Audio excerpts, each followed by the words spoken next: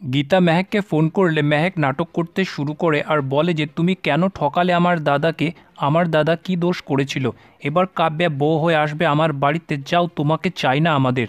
গীতা বলে তোমার অ্যাক্টিং বেশি হয়ে যাচ্ছে, একটু কম করো, তুমি ওকে এভাবেই ব্যস্ত রাখো, আমি তদন্তটা সেরে ফেলি।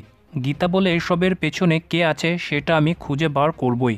অন্যদিকে পঙ্কজ গীতাকে মুখার্জি বাড়ির সিসিটিভিতে দেখায় যে বাড়ির পেছন দরজা দিয়ে কেউ বাড়িতে ঢুকেছিল। গীতা বলে তার মানে মেহেকের সন্দেহটা সঠিক ছিল, অঙ্কিতই বাড়ির পেছন দরজা দিয়ে ঢুকেছিল গিনির রুমে ব্যাগটা রাখার জন্য। গীতা এসবের পেছনে আসলে কে আছে সেটা জানতে চায়।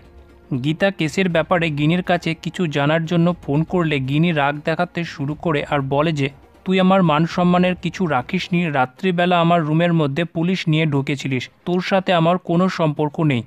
গীতা বলে তোর ভালোর জন্যই বলছি, ওই অগ্নিজিৎ তোকে বাঁচাতে পারবে না। গিনি বলে আমার শ্বশুরমশাই তোর মতো উকিলদেরকে তুড়ি মেরে উড়িয়ে দেবে, আমার শ্বশুরমশাইকে তুই কি ভেবেছিস? তারপর গীতা বলে দিদি বোঝার চেষ্টা কর, তোর রুমের মধ্যে ওই সব কে রেখেছিল আমি সব কিছু জেনে গেছি, তাই এই কেসটা সমাধান করার জন্য আমার জানা দরকার তুই সেই রাতে কোথায় গেছিলিস।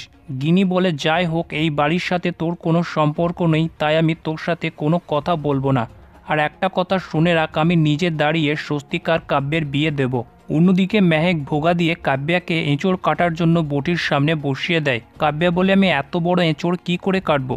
মেহেক বলে তোমাকে আরও কত কিছু করতে হবে, তোমাকে এগুলো তো শিখতেই হবে, নইলে তুমি দাদাকে সুখী কি করে করবে, কত বাচ্চা মানুষ করতে হবে তোমাকে। যেগুলো শুনে কাব্যা ভয় পেয়ে যায়। তাও কাব্যা বলে যে আমি স্বস্তিকের জন্য সব কিছু করতে পারবো। তারপর কাব্যা এঁচড়টা কাটতে লাগলে তার গোটা হাতে এঁচড়ের আঠা লেগে ভর্তি হয়ে যায়। আর তার এই দুর্গতি দেখে পদ্ম হাসতে শুরু করে। মেহেকও তার মজা নিতে থাকে, যেখানে কাব্যার পুরো নাজেহাল হয়ে যায়। মেহেক কাব্যাকে বলে যে তাকে সর্ষে বাটতে হবে, গীতা বৌদিকে হারাতে গেলে তোমাকে মিক্সিতে নয় বরং নিজের হাতে সর্ষে বাটতে হবে। গীতা বৌদি সব দিক থেকে এগিয়ে আছে, আর তুমি সামান্য সর্ষে বাটতে এত ভয় করছো? তখনই কৃপানের ফোন এলে কৃপান সাইডে চলে যায়, যেটা দেখে মেহেকের সন্দেহ হলে মেহেক গীতাকে ফোন করে কথাটা জানায়।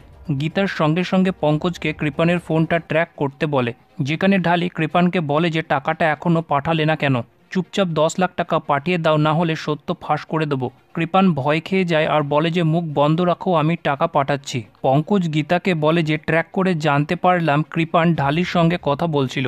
গীতা বলে একেই বলে চড়ে চড়ে মাস্তুতো ভাই।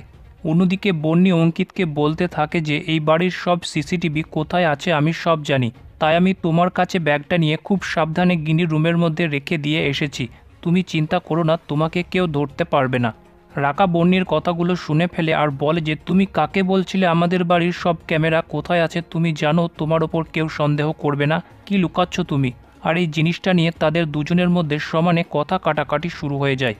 তাদের দুজনের মধ্যে ভালো রকমের ঝগড়া লেগে যায়, কিন্তু বন্নি রাকাকে গুরুত্ব না দিয়ে সেখান থেকে চলে যায়।